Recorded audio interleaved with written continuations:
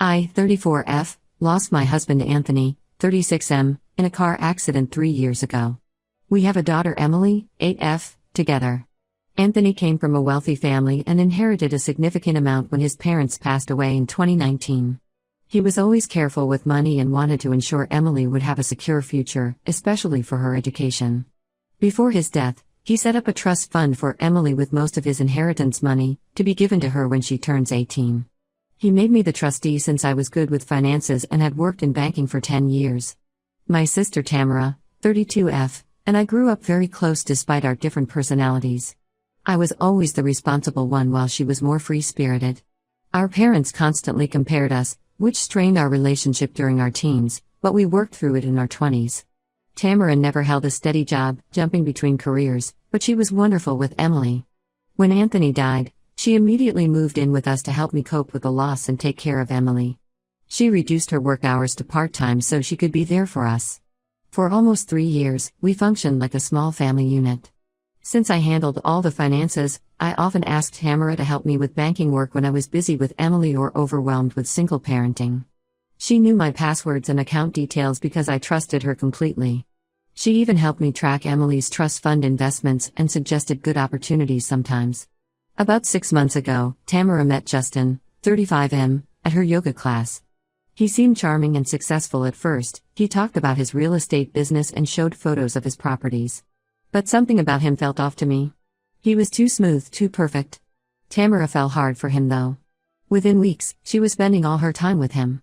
She quit her part-time job because Justin said he could help her start her own business. She stopped helping with Emily, missed Emily's school events, and was barely home.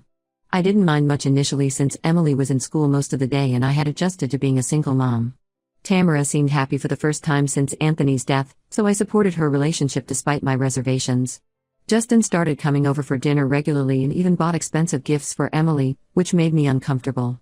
I expressed my concerns to Tamara once about how quickly things were moving, but she got defensive and accused me of being jealous of her happiness. Last month, while reviewing Emily's trust fund quarterly statement, I noticed some discrepancies. Small withdrawals between $2,000 to $5,000 had been made regularly over 3 months, totaling around $50,000. I was shocked because I hadn't made any withdrawals. The money was strictly for Emily's future. My heart sank as I realized Tamara was the only other person who had access to the accounts. When I confronted her, Tamara broke down completely. Through tears, she admitted she had been taking money to help Justin pay off gambling debts. She claimed he was being threatened by loan sharks and she was scared for his safety. She begged me not to go to the police, promising she would pay back every cent. She said Justin didn't know the money came from Emily's fund. She had told him it was her savings. I was beyond devastated. This wasn't just any money, it was meant for Emily's future, left by her father who died trying to secure that future. I felt sick thinking about how Tamara had systematically stolen from her own niece over months. I kicked her out immediately, changed all passwords, and froze the accounts.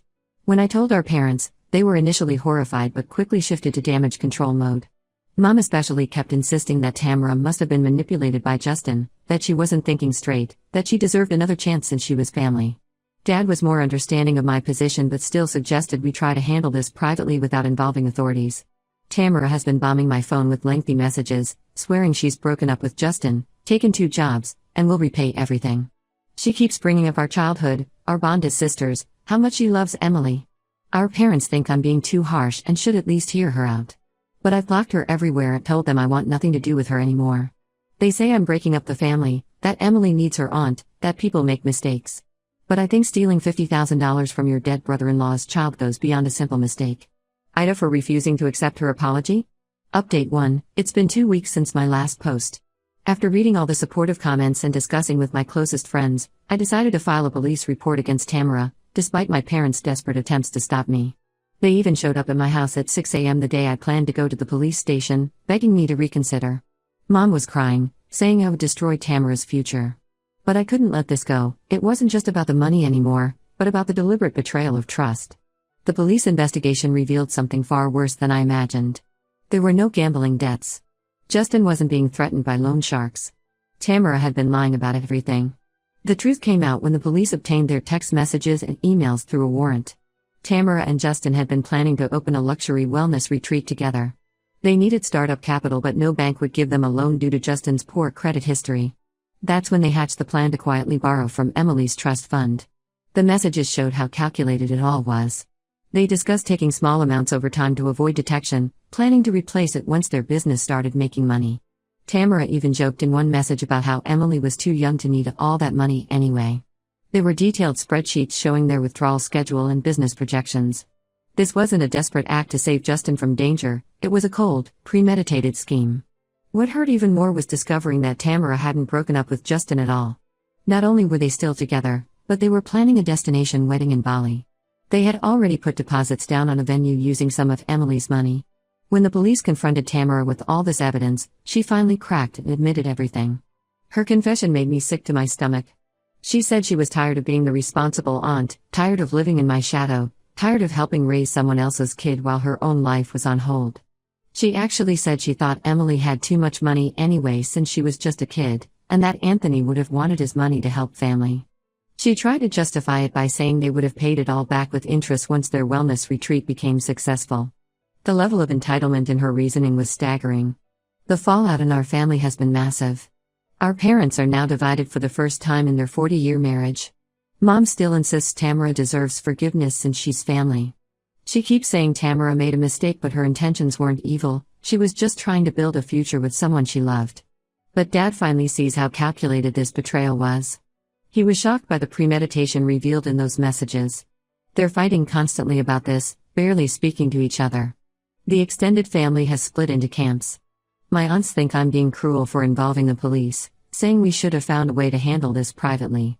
They keep bringing up how Tamara helped me after Anthony died, as if that gives her the right to steal from his daughter. But my cousins support my decision, especially after seeing the evidence of how planned this was. Some have even cut contact with Tamara themselves. Tamara's life is falling apart, but it's all consequences of her own actions.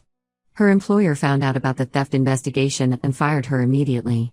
She was working as an administrative assistant at a financial firm, so they couldn't keep someone being investigated for financial fraud. Now she's blaming me for ruining her life, saying I could have handled this privately but chose to destroy her instead. She's been posting cryptic messages on social media about how family should stand by each other no matter what, and how some people never get over their grief and end up pushing everyone away.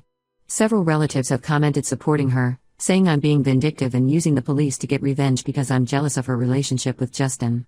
It's infuriating how they're trying to spin this. The detective handling the case said Tamara will likely face criminal charges.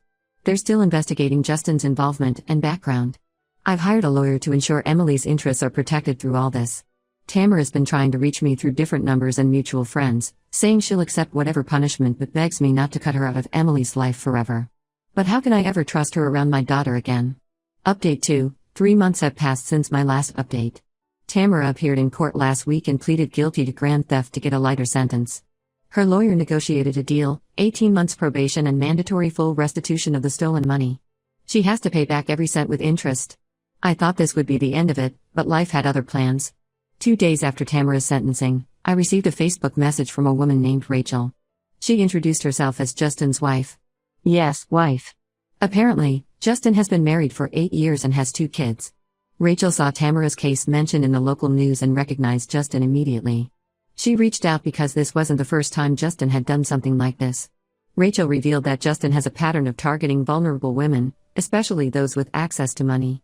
3 years ago, he convinced his cousin's wife to empty their joint savings account for a fake investment opportunity. Last year, he manipulated an elderly neighbor into refinancing her house for a business venture that never existed. Rachel has stayed with him because he threatens to take their kids away if she leaves, but she's been documenting his scams. I met Rachel for coffee and she showed me everything: photos, messages, bank statements proving Justin's cons. She also showed me recent messages between her and Justin where he explicitly states he has no intention of leaving her for Tamara. He referred to Tamara as just another easy Anthony who fell for his act. The wellness retreat was never going to happen, it was just a story to get Tamara to hand over money. When I tried to tell Tamara about this, she refused to believe any of it. She claims Rachel is lying, that Justin told her all about his unhappy marriage and their impending divorce. She insists Justin loves her and they're still planning their future together. She's so deep in denial it's almost scary. Even when I showed her the proof Rachel provided, she said the messages must be fake. The most frustrating part is that Tamara emptied her entire savings account and maxed out 3 credit cards giving money to Justin, on top of what she stole from Emily. She keeps saying it will all be worth it once their wellness retreat opens and they get married. Mom finally realizes how naive Tamara was and has stopped defending her actions. But now she's switched to guilt-tripping me, saying Tamara needs family support more than ever because she's clearly being conned by a professional manipulator. The court ordered Tamara to repay $1,000 monthly to Emily's trust fund. She immediately filed a petition claiming financial hardship, saying she can't afford the payment since she lost her job. Her lawyer asked if I would agree to a lower payment plan of $250 monthly. I refused. She made calculated choices over 3 months to steal that money. The fact that she got conned by Justin doesn't change what she did to Emily. Our extended family is having their annual reunion next month at our uncle's lake house. Drama erupted in the family group chat when Mom suggested inviting Tamara because she needs support right now. Several cousins immediately objected, saying they don't want their kids around someone who stole from a child. Others argued that families should stick together in hard times. I made it clear that if Tamara attends, Emily and I won't be there. Mom broke down crying on the phone yesterday, saying the family is being torn apart. She's probably right, but I didn't cause this, Tamara did. Her choices have consequences. Even my dad, who initially encouraged me to show mercy after Tamara's sentencing, changed his mind after meeting Rachel and seeing the evidence of Justin's other scams. He said Tamara had multiple chances to come clean but chose to keep lying until the evidence forced her to confess. I've discovered that Tamara has been telling people that I'm using Emily's trust fund theft as an excuse to punish her for moving on after Anthony's death when I couldn't. She's playing victim, claiming I'm jealous because she found love again while I'm stuck in my grief. It's insane how she's twisting everything. A few relatives actually believe her version and have been making snide comments about me being bitter and vindictive. Through all this, I'm trying to protect Emily from the drama. She asks about her aunt sometimes, and it breaks my heart. But I can't let Tamara back into our lives. She didn't just steal money, she betrayed our trust in the worst way possible. The fact that she still refuses to fully acknowledge what she did, choosing instead to believe Justin's lies and blame everyone else, shows me she hasn't changed at all. Update 3. It's been 8 months since my original post. Life has a way of bringing people back to reality, and Tamara finally hit rock bottom. Justin ghosted her completely after she couldn't give him any more money. He changed his number, deleted his social media, and vanished.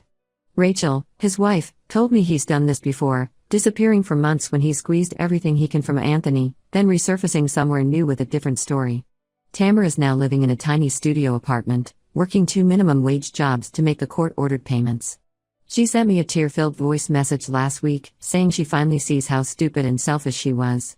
She admitted that deep down, she probably knew Justin was lying all along but wanted so desperately to believe in their future together that she ignored all the red flags. She said she realizes now how deeply she betrayed Emily and me, and how she threw away our family bond for a con man who never cared about her. She asked if she could meet Emily just once to apologize. She talked about how much she misses her, how she thinks about her every day, how the guilt is eating her alive. But I said no. Emily is thriving in school, making new friends, and doesn't need to be dragged into adult drama. When she asks about her Aunt Tamara now, she just remembers the good times before everything fell apart. I want to keep it that way. The family reunion happened last month. Tamara didn't attend, but she was the main topic of conversation anyway. Most relatives now understand my position, especially after Justin's true identity came to light. Even my mom has stopped pressuring me to reconcile.